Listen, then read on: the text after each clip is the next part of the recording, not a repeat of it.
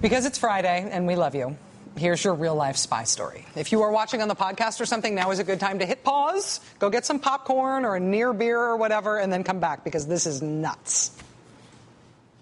Okay, ready? Here goes. Georgy Markov, Bulgarian novelist and dissident, defected from Bulgaria to England in 1969. Went from the Soviet Union, left, went to England. He went to work for the BBC, and the communist overlords back home went to work trying to figure out how to assassinate him. On September 7th, 1978, while waiting for a bus at Waterloo Bridge in London, Georgy Markov felt a little jab in the leg, a little scrape or something. He turned around and saw a man picking up an umbrella like this. The man reportedly apologized for bumping into him, then hopped into a cab, and he took the umbrella with him. And while this is what the umbrella looked like on the outside, this is what it looked like on the inside. The umbrella had a trigger, a release catch, a spring, a gas cylinder, a piercer, a barrel, and, oh yes, a poison pellet. It was rigged as a tiny concealed gun to fire that poison pellet out of the tip of the umbrella. And so a few days after that man accidentally jabbed this guy with the umbrella at the bus stop, Georgy Markov died.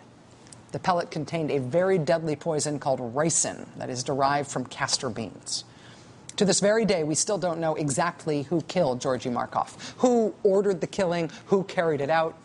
But after the Soviet Union fell, a Bulgarian general and former intelligence chief was sentenced to a year and a half in jail for destroying documents related to that assassination.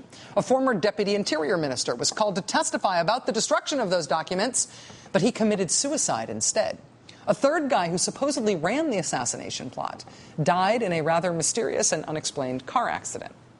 Years later, the Guardian newspaper in Britain reported that when the Bulgarian government collapsed, a stack of those very special umbrellas was found in the Interior Ministry. Because this kind of thing is the stuff of spy novels, it can be hard to get your head around the fact that it really does happen in real life sometimes. We think that our government's targeted killings abroad by drone aircraft is an exotic thing.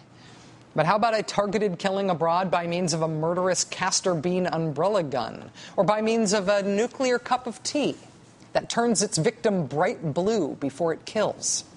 Alexander Litvinenko, Russian, a spy. Like Georgy Markov, he defected to Britain, and he worked there as a journalist. He also consulted with MI5 and MI6, the British equivalent of the FBI and the CIA. In the fall of 2006, Mr. Litvinenko met with men who he believed to be former Russian spies like himself. They met at a fancy hotel in London. They had tea together. And later that day, Litvinenko became ill, very, very ill. Shortly speaking, his hair fell out. His organs failed. He was hospitalized. Ultimately, he turned blue. And within a few weeks, he was dead. What killed him was polonium-210, a rare and very rare radioactive material. Some very small amount of it was dropped in Mr. Litvinenko's tea at that meeting with the other former spies. Alexander Litvinenko had to be buried in a coffin lined with lead. His body was really quite radioactive. Now, the Brits traced the polonium used to kill Mr. Litvinenko to a nuclear power plant in Russia. When the Brits tried to extradite a suspect in the killing from Russia, the Russians declined. And so the mystery of who killed Alexander Litvinenko was never solved. Litvinenko's death is sometimes called the first death by nuclear terrorism, either a state denying its actions or some other non-state actor using radioactive materials to kill someone. Litvinenko was the first, at least they used to say, but now there are allegations that there may have been another.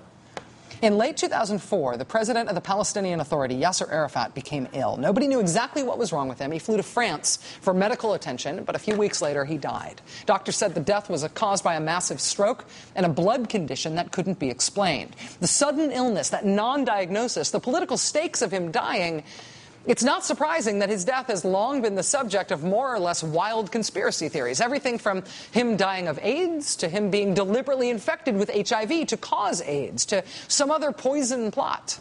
At the heart of most of these conspiracies was the allegation that Israel was responsible for killing him. A nephew of late Palestinian President Yasser Arafat said Saturday his uncle may have died an unnatural death.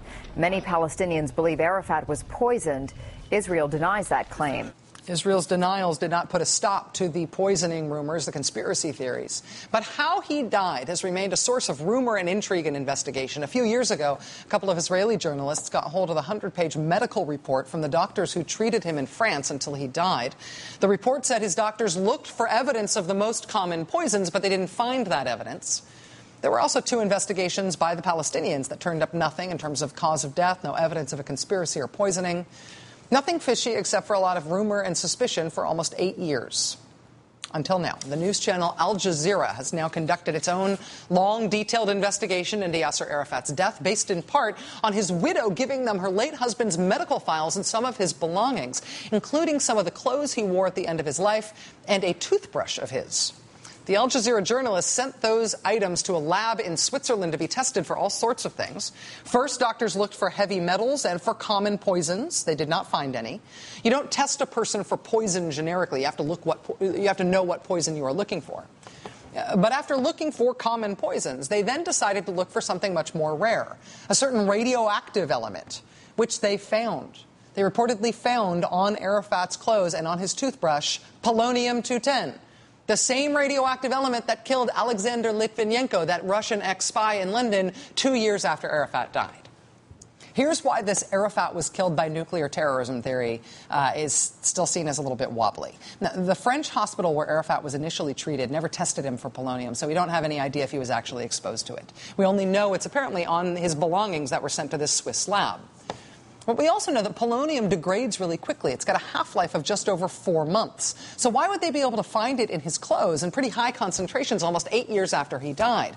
And if there was plenty of this highly radioactive material on his belongings, why didn't it make Mr. Arafat's widow sick as well? She was in possession of these items that got tested. It's unlikely they were being held in a lead safe. So maybe the polonium was planted on his belongings after he died. Maybe. What's the next step? What would you do?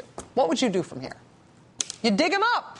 Seriously, they're going to dig him up. Yasser Arafat's widow has now asked the Palestinian Authority to exhume her late husband's body, to test it for polonium, to prove whether or not he was assassinated that way. He's buried in a mausoleum on the same compound where the new Palestinian president has his office. And last week, the new Palestinian president agreed to the plan to dig up Yasser Arafat. When that happens, his bones will be taken apart and taken away and tested for polonium-210. What could possibly go wrong? I hope you have a good weekend. I plan to. Why don't we start it off by spending some time together in prison?